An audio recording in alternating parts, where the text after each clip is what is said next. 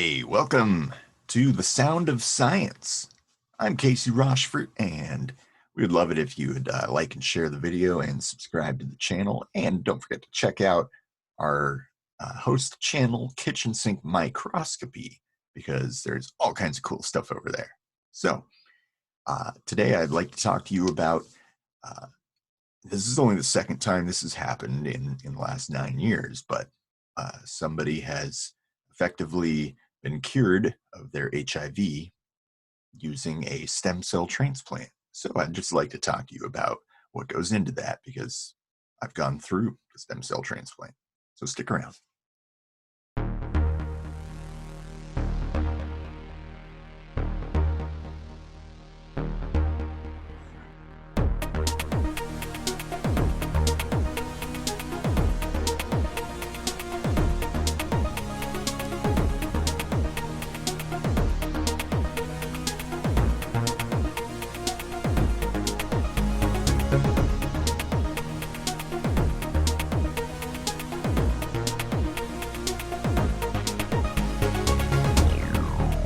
All right, so this is a story I saw on the BBC today.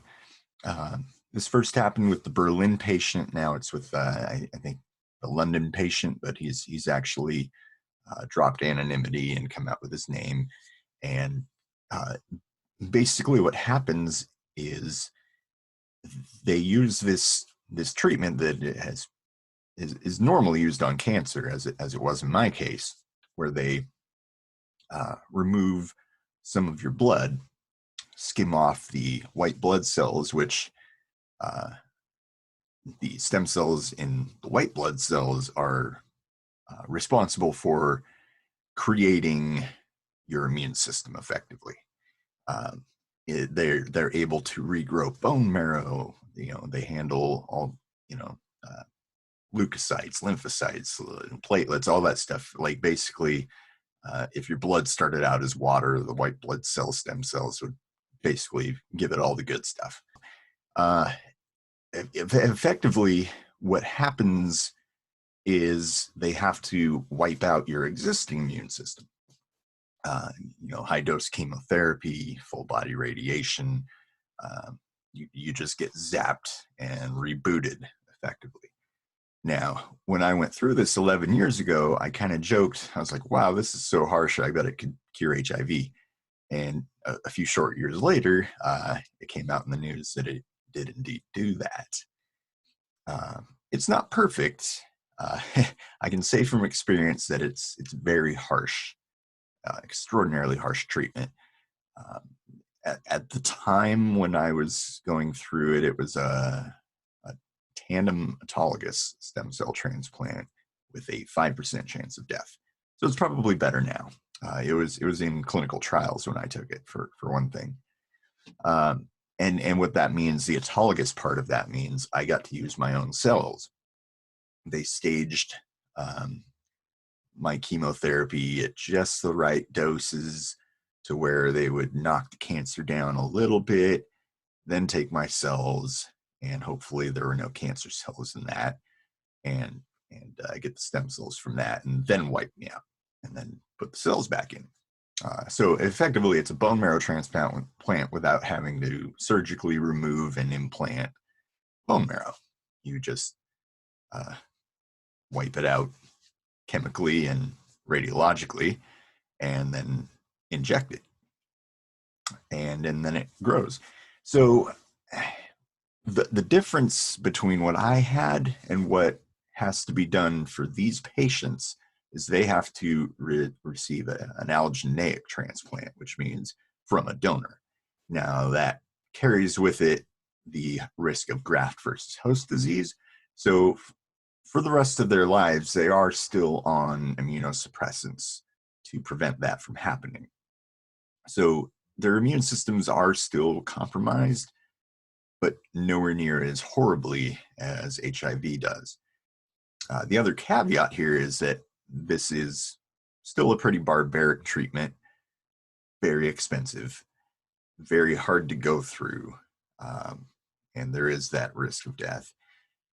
Whereas current antiretroviral treatments are actually quite effective. There is a lot of um, budding technologies and pharmacologies that are being implemented today to stymie the uh, spread of HIV. And, all that combined, it's great that this kind of back burner option is available for people with other compromising uh, conditions that might make it a little more risky for them to undergo antiretroviral treatments or, uh, you know, uh, effectively what I'm trying to say is like it's gonna kick your ass. So be ready for that.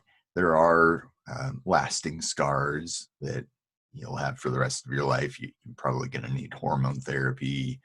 You probably won't be able to have children, and all this stuff.